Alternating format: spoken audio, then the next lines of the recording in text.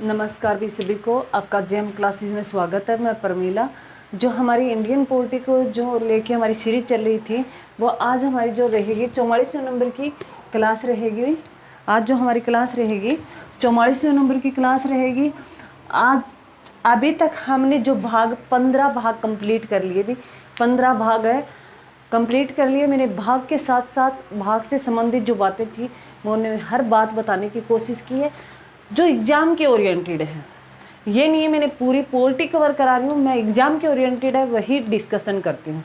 तो जितनी मैंने क्लासें दी हैं 43 क्लासें आ चुकी हैं। मोस्ट इम्पोर्टेंट है अगर पूछे भी हरियाणा में इससे क्वेश्चन बाहर नहीं जाएगा। अगर बात करें एनटीपीसी की, आरपीएफ की, एसएसजीडी का, तो इनसे पॉलिटी से क्वेश्चन इन क्वेश्चन से बाहर है नहीं जाएगा भी। और क्लास को बार बार जरूर देखिए भी। बिल्कुल मैं छोटी छोटी क्लासें देती हूँ और यहाँ मोस्ट इम्पोर्टेंट है हम भाग के साथ ही आर्टिकल है कवर हो रहे हैं और उसके साथ ही जो कंसेप्ट है वो भी क्लियर हो रहे हैं। तो क्लास है शुरू करते हैं हम अभी। जय माँ सरस्वती का नाम ले सभी बच्चे। इंडियन पॉलिटी को जो लेके हमारी सीरीज चल रही है वो 44वें नंबर की रहेगी। भाग अभी तक हमने 15 भाग कर लिए। आज हम भाग है 16 करेंगे भी। भाग 16 में जिक्र है भी कुछ वर्गों से संबंधित विशेष प्रावधान है। कुछ वर्गों से संबंधित विशेष प्रावधान है भी। वर्ग एससी और एसटी, ईडब्ल्यूएस है, इन सब का जिक्र है। वो भाग है जो है 16 में जिक्र किया गया। भाग 16 में आर्टिकल की बात करें तो आर्टिकल है 330 से आर्टिकल है 342 ए तक जिक्र किया गया है भी। कुछ विशेष जो वर्गों से जो कोटा दिया जाता है वो इनमें सबसे जो जिक्र किया गया है किस भाग में जिक्र किया गया है। अनुसूचित जाति है, अनुसूचित जनजाति है, एससी और एसटी और जो ईडब्ल्यूएस है, उन सब का जिक्र किया गया है। वो भाग 16 में किया गया है और इनका जो आर्टिकल 330 से 342 तक रहेंगे। तो हम इसके जो मोस्ट इंपॉर्टेंट है वही आर्टिकल लिखे हैं जो एग्जाम में पूछे गए हैं। एक आर्टिकल 338 बहुत बार एग्जाम में पूछता है भी। आर्टिकल है 338 भी, उसमें जिक्र है एससी अनुसूचित जाति और एसटी अनुसूचित जनजाति के लिए एक विशेष अधिकारी की नियुक्ति राष्ट्रपति करेगा। ये जिक्र 338 में है भी। एससी और एसटी से संबंधित जो है, एससी और एसटी के लिए विशेष अधिकारी की नियुक्ति करता है राष्ट्रपति भी। आर्टिकल 338 के तहत ये बोला गया है। उसके बाद वेरी वेरी इंपॉर्टेंट है भी, ये आर्टिकल मोस्ट इंपॉर्टेंट है जो एग्जाम में पूछे गए हैं यहाँ से क्वेश्चन। आर्टिकल 338 ए भी, आर्टिकल है 338 ए भी। आर्टिकल 338 ए है, इसका जिक्र 89वां संविधान संशोधन 2003 में हुआ भी। इसका जिक्र है 89वां संविधान संशोधन है जो 2003 में इनका जिक्र किया गया है। जहां नेशनल कमीशन है जो शेड्यूल है, जो ट्रेजरी विकास है, शेड्यूल जो अनुसूचित राष्ट्रीय, मैंने हिंदी में लिखा भी है, राष्ट्रीय अनुसूचित जनजाति आयोग भी एसटी का है। एसटी का जिक्र किया गया है। ये राष्ट्रीय अनुसूचित जनजाति आयोग के गठन और उनके कार्यों से संबंधित वर्णन जो है वो आर्टिकल है 338 ए में भी एसटी जाति का है। और मैंने एससी और एसटी की बात करें तो मैंने ये तुम्हें बताया था भाई। एससी जो है, एससी लोग एग्जाम में क्वेश्चन आता है भी। एससी जो अनुसूचित जाति के लोग हैं, एससी है, वो सबसे ज्यादा कहाँ रहते हैं? सबसे ज्यादा यूपी में रहते हैं। परसेंटाइल में पूछे तो पंजाब में सबसे ज्यादा रहते हैं। एसटी पूछे तो मध्य प्रदेश में सबसे ज्यादा है और परसेंटाइल में पूछे तो मिजोरम में सबसे ज्यादा है। तो ये ध्यान रखना, मैंने एक दिन पहले भी तुम्हें बताया था भी। मोस्ट इंपॉर्टेंट है, यहाँ से क्वेश्चन पूछा ही जाता है भी। तो जो आर्टिकल 338 में एससी और एसटी से संबंधित जो अधिकारी की नियुक्ति है वो राष्ट्रपति करेगा, ये बात बोली गई है। और 338 में जो एसटी है उसके लिए राष्ट्रीय अनुसूचित है जनजाति आयोग का जो गठन और उनके कर्तव्य है से संबंधित जो प्रावधान है वो आर्टिकल 338 ए में है भी। उसके बाद अगर बात करें 338 बी में जिक्र है भी एनसीबीसीबी जो नेशनल कमीशन है बैकवर्ड भी, पिछड़ा एरिया है। बैकवर्ड जो वर्ग है भी, बैकवर्ड है जो कास्ट है, राष्ट्रीय है पिछड़ा वर्ग आयोग की, नेशनल है कमीशन भी बैकवर्ड जो कास्ट है, बैकवर्ड जो एरिया है, राष्ट्रीय पिछड़ा वर्ग आयोग की संरचना, कर्तव्य और शक्तियों से संबंधित जो आर्टिकल है वो 338 बी में है। तो ध्यान रखना 338 में एससी और एसटी से संबंधित विशेष अधिकारी की नियुक्ति राष्ट्रपति करेगा। 338 ए में बोला गया है भी जो एनसीएसटी है भी स्पेशल राष्ट्रीय अनुसूचित जनजाति आयोग का गठन और उनके कर्तव्यों से संबंधित प्रावधान है, एसटी से संबंधित है, वो 338 ए में है। और 338 बी में है वो राष्ट्रीय पिछड़े वर्ग आयोग से संबंधित उसकी संरचना, उसका गठन, उनसे संबंधित शक्तियां हैं, उसका प्रावधान 38 है, 338 है, बी में है, भी मोस्ट इंपॉर्टेंट है। उसके बाद भी SEBC सामाजिक भी सोशल एजुकेशन बैकवर्ड है जो एरिया है, सामाजिक जो मैंने लिखा भी है यहाँ भी, यह लिखा भी है, सामाजिक एवं शिक्षित से पिछड़े वर्ग का जिक्र किया गया है, वो आर्टिकल 342 है, ए में किया गया है, भी मोस्ट इंपोर्टेंट है, एग्जाम में क्वेश्चन पूछा जाता है भी 342 ए है। जो ये 342 ए जोड़ा गया, ये 102वां संविधान संशोधन है जो 2013 में हुआ था। भी 102वां संविधान संशोधन जो 2013 में जोड़ा गया आर्टिकल है जो 342 है ए बी, जिसमें SEBC भी सोशल एंड एजुकेशन से संबंधित जो पिछड़ा एरिया है उनके लिए विशेष प्रावधान किया गया, वो आर्टिकल 342 में किया गया है। उससे संबंधित मैंने बातें भी लिखी है। भी 342 में क्या बोला गया है, भी भारत के प्रेसिडेंट, मैंने पी से डिनोट किया है, भारत के राष्ट्रपति की किसी विशेष जाति को SEBC में अधिसूचित करना और बदलने की जो शक्ति है वो संसद के पास है। भी पावर तो है, राष्ट्रपति बदल सकता है भी किसी जो SC ST जो लोग हैं, और अलग से मतलब जो चाहे उसमें जनरल भी क्यों ना आए, स्पेशल। जैसे अगर हरियाणा में बात करें तो हरियाणा में जो मेवात कैडर है, मेवात में सबसे जो पिछड़े लोग हैं, मेवात में एजुकेशन में पिछड़े लोग हैं, उनका प्रावधान है। जैसे वैसे ही अलग जो भारत में एरिया है उनका जिक्र किया गया, वो आर्टिकल है 342 ए में भी सामाजिक और भी समाज से और एजुकेशन में जो पिछड़ा एरिया उनके लिए अलग से प्रावधान किया गया, वो आर्टिकल 342 ए में किया गया है। तो ये ध्यान रखना। और ये संविधान संशोधन है 102वां संविधान संशोधन था जो 2003 में हुआ था। एग्जाम में बहुत बार पूछा गया, मोस्ट इंपोर्टेंट। उसके बाद अगर बात करें यहाँ से 338 ए भी मोस्ट इंपॉर्टेंट भी, और 342 मोस्ट इंपॉर्टेंट है। तो ये मैंने लिखा है भी, यहाँ NST से ध्यान रखना 338 ए, और यहाँ BC NCE BC से 338 बी, और 342 है जो SEBC। तो एग्जाम में क्वेश्चन ये पूछे जाते हैं भी। उसके बाद अगर बात करें भाग 17 भी मोस्ट इंपॉर्टेंट है, एग्जाम में क्वेश्चन आता ही है भी। भाग 17 विभाग 17 में राजभाषा का जिक्र है, भी भाषा आयोग का जिक्र है। वह किस में जिक्र है, भी भाषा आयोग का जिक्र है, भाग 17 में जिक्र है। आर्टिकल 343 से 351 वर्णन है। भी भाग 17 का आर्टिकल 343 से 351 तक वर्णन है, जो मैंने लिखने का समझाने का काम किया, भी पूरा लिखा है। इसमें भाग 17 को अध्याय 4 में बांटा गया है। अध्याय फर्स्ट में जिक्र है भी संघ की एक भाषा होगी, संघ की एक भाषा होगी, जो आर्टिकल 343 से 344 में वर्णन है। भी 343 से 344 में वर्णन है। अध्याय सेकंड में बांटा गया है भी प्रादेशिक भाषाएं, भी राज्यों की जो भाषाएं हैं उनकी प्रादेशिक भाषाओं का जिक्र है, जो आर्टिकल 345 से 47 तक जिक्र है। अध्याय थर्ड में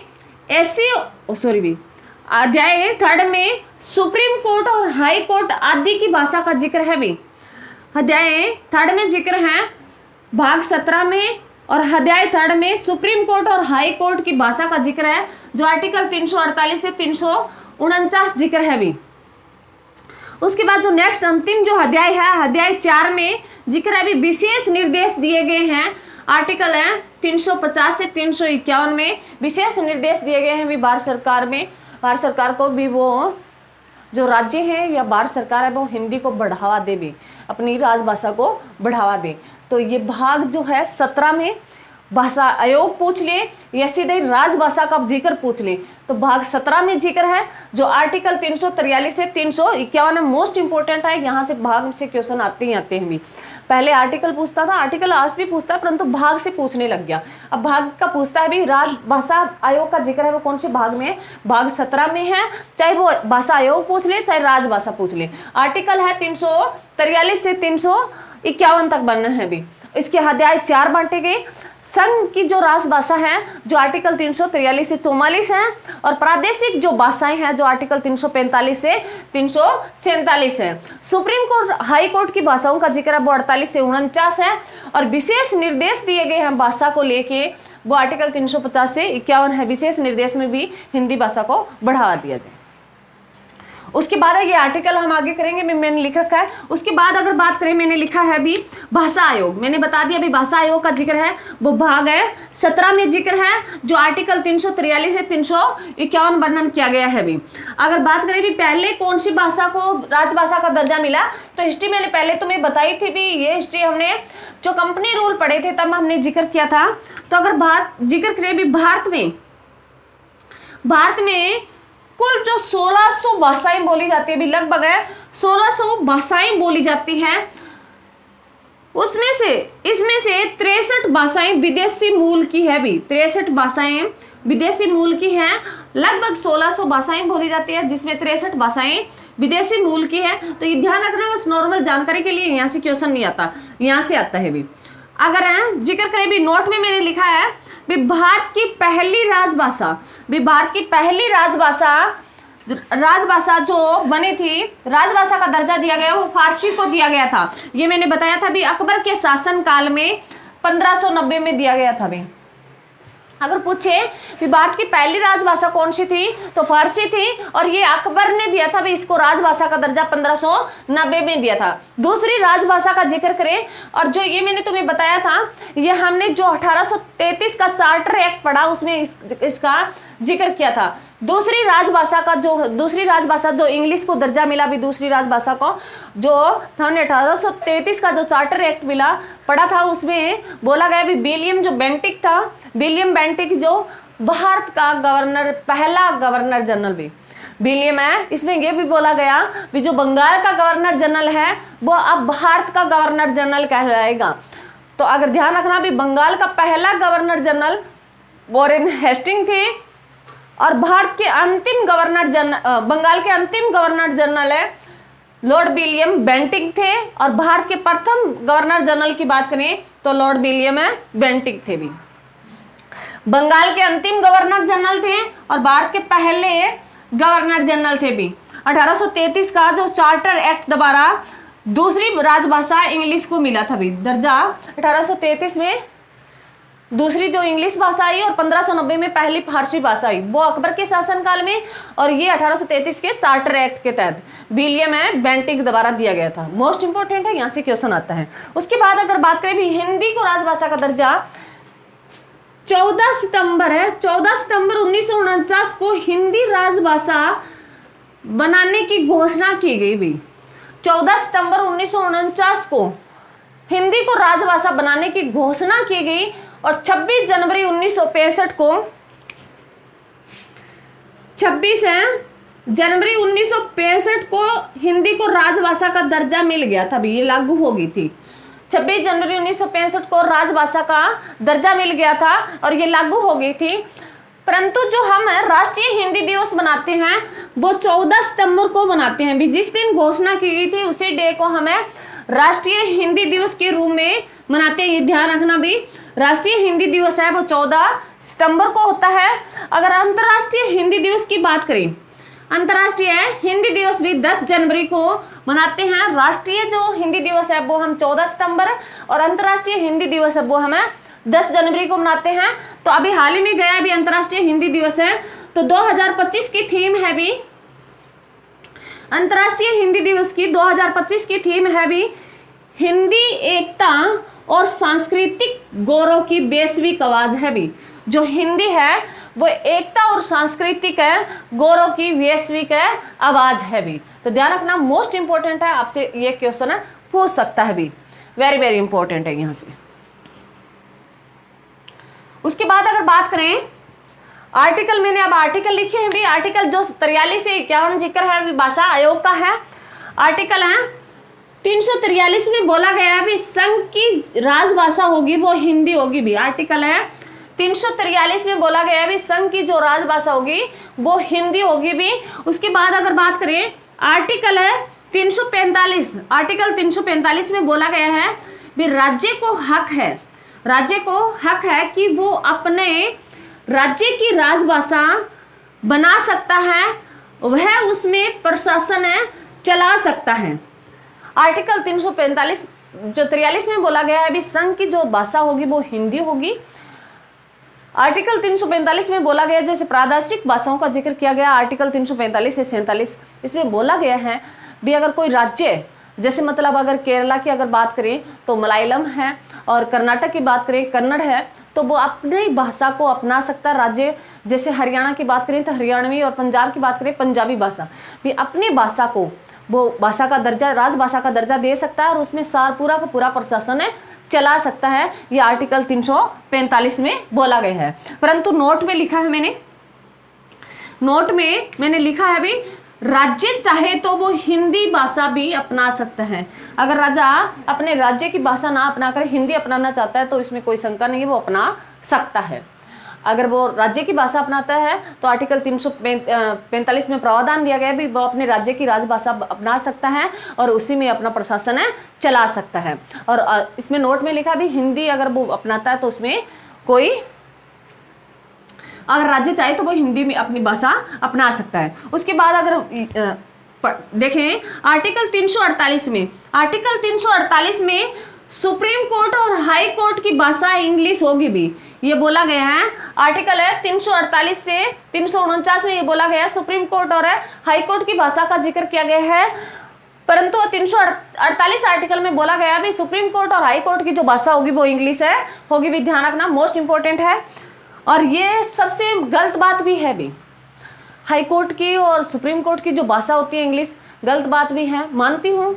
अंग्रेज लोग हैं जानते हैं, परंतु अगर कोई गरीब किसान है, मान लो कोई केस हो जाता है, फैसला आता है, वकील उसको इंग्लिश में सुनते हैं, उसको समझाते हैं, मान लो कोई वो खुद नहीं पढ़ पाता, खुद नहीं उसे जानकारी भी किस बारे में तुम्हें कितनी सजा मिली है, क्या बहस हुई, तो इंग्लिश में होते हैं। तो ये प्रोसेस अपनी भाषा में होना चाहिए। जैसे हाई कोर्ट है तो अगर मान लो हरियाणा में हो रहा है तो नॉर्मल भाषा हिंदी में होनी चाहिए, पंजाबी में हो रहा है तो पंजाबी भाषा में करेंगे। मेरा ये कहने का है भी, कहने से कुछ नहीं होगा, परंतु आने वाले टाइम में ये चेंज जरूर होगा भी, क्योंकि लोग इस प्रति सवाल उठाएंगे। किसी को तो पता ही नहीं होता भी तुम्हें सजा क्या मिली है, समझ में ही नहीं आता, अपनी मर्जी से वो इंग्लिश में उसको एक पेज रुका देते हैं, उसमें सिग्नेचर करा लेते हैं, वास्तव में उसको नहीं पता होता उसमें लिखा क्या है। वकील जैसे कहता है वो वैसे ही मान लेता है, चाहे उसमें सही हो या गलत हो। तो ये ध्यान रखना, ये गलत है भी सरकार का, मानती हूँ होना चाहिए, परंतु कुछ हद तक समझ में भी आना चाहिए। लोगों को समझ में नहीं आता भी उसमें लिखा क्या गया है, किसके लिए क्या सजा मिली है, बस वो बताया जाता है। तो ये आर्टिकल 338 में सुप्रीम कोर्ट और हाई कोर्ट की जो भाषा है वो कौन सी है, इंग्लिश है होगी, ये 48 में बोला गया है। आर्टिकल 351 की बात करें, आर्टिकल 351 में भी सरकार का कर्तव्य है कि वह हिंदी भाषा का विकास करे। आर्टिकल है 351 में बोला गया है, जो अंतिम आर्टिकल भी इसमें बोला गया है भी जो सरकार का कर्तव्य है कि वो हिंदी भाषा का विकास करे, जिसमें विशेष निर्देश दिए गए हैं जो आर्टिकल 350 से 51 में। तो ये ध्यान रखना, मोस्ट इंपॉर्टेंट है। भाग नंबर 16 भी जो कुछ विशेष वर्गों का प्रावधान जो आर्टिकल है 330 से 342 ए तक है भी, जिसमें 338 ए 338 बी मोस्ट इंपॉर्टेंट है और 342 ए बी एग्जाम में ये क्वेश्चन पूछे गए, जिनका मैंने तुम्हें बता दिया। भाग नंबर 17 जिसमें भाषा आयोग का जिक्र है भी, राजभाषा का जिक्र है, जो आर्टिकल है 343 से 351 जिक्र है, जिसके अध्याय फर्स्ट में संघ की राजभाषा होगी जो आर्टिकल 343 से 44 है, प्रादेशिक भाषा होगी जो आर्टिकल है 345 से 47 है, और सुप्रीम कोर्ट और हाई कोर्ट की भाषा होगी वो आर्टिकल 348 से 349 है, और विशेष निर्देश दिए गए हैं अध्याय 4 में जो 50 से 51 होगा भी। और उसकी पहली, अगर भारत की पहली राजभाषा का अगर मिला दर्जा तो फारसी को मिला था 1590 में मिला, अकबर के द्वारा दिया गया। दूसरी जो मिला वो इंग्लिश को मिला 1833 में लॉर्ड विलियम बेंटिक के द्वारा दिया गया इंग्लिश को। और हिंदी को जो मिला वो 14 सितंबर 1949 को घोषणा की गई थी हिंदी को राजभाषा बनाने के लिए, और ये 26 जनवरी 1965 को लागू कर दी गई थी। तो ये ध्यान रखना, राष्ट्रीय हिंदी दिवस है वो 14 सितंबर को और अंतर्राष्ट्रीय हिंदी दिवस है वो 10 है जनवरी को में। और 10 है जनवरी जो हाल ही में गई है, तो 2025 में थीम है भी हिंदी एकता और सांस्कृतिक है, गौरव की वैश्विक आवाज है। मोस्ट इंपोर्टेंट है, एग्जाम में क्वेश्चन आ सकता है। और 343 आर्टिकल में बोला गया भी संघ सरकार की जो भाषा है वो हिंदी होगी। 45 में बोला गया है भी राज्य अपनी राजभाषा अपना सकता है, भी अपने राज्य की भाषा अपना सकता है और उसमें प्रशासन चला सकता है, अगर वो चाहे तो हिंदी को अपना सकता है। आर्टिकल है 348 में बोला गया भी सुप्रीम कोर्ट और हाई कोर्ट की जो भाषा होगी वो इंग्लिश है होगी भी। आर्टिकल 351 में बोला गया है भी संघ जो सरकार का कर्तव्य है कि वो हिंदी भाषा का विकास करे भी। मोस्ट इंपॉर्टेंट है, यहाँ से क्वेश्चन पूछे जाते हैं। 5-10 मिनट की वीडियो है, मैंने रिवीजन देती हूँ तभी ये 15-20 मिनट की हो जाती है, परंतु 5-10 मिनट की है। इसको बार बार पढ़ोगे, नोट्स बना लेना और साथ लिख लेना भी। और तुम्हें लगता है भी इनको पढ़ के अगर तुम कोई बुक्स पढ़ रहे हो और तुम्हें लगता है ये काम की बातें हैं, पूछ सकता है, तो उसको ऐड भी कर लिया करो। कोई ज़रूरी नहीं हो तभी एक बता दिया आपको, उसके टीचर जो पढ़ाने का मकसद होता है ना टीचर का, वो ये होता है उसको 60-70% बता दे, तो ताकि बच्चा कोई बुक्स पढ़े तो उसको पढ़ सके। उसको मान लो हम कोई चीज़ पढ़ के, जो चीज़ हमें आती है और उसमें हम पढ़ते हैं तो हमें इंटरेस्ट आता है भी इसके बारे में और जानकारी इकट्ठी करें। अगर हमें कुछ भी नहीं आता तो ये बोरिंग लगने लग जाती है हमें। तो यहाँ जो 70-80% के आसपास कवर कराया जाता है, बाकी 20-30% आपको बुक से अगर किसी बच्चे को डीपली समझना है तो बुक्स पढ़े में। Laxmikant is best book. Poultry सालों एक साल लग जाता है पोल्ट्री को पढ़ते पढ़ते, परंतु ये 44 क्लास होगी। अब इसकी 5-7 क्लासें और आएगी। इसमें आपकी जो एग्ज़ाम क्रैक करना उसके लिए ऑथेंटिक डाटा है। तो मेरी थैंक यू भी। मेरी क्लास को ज़्यादा से ज़्यादा शेयर करें, लाइक कमेंट जरूर करें भी। शेयर करने का काम है, जरूर किया करो भी। जय हिंद, जय भारत।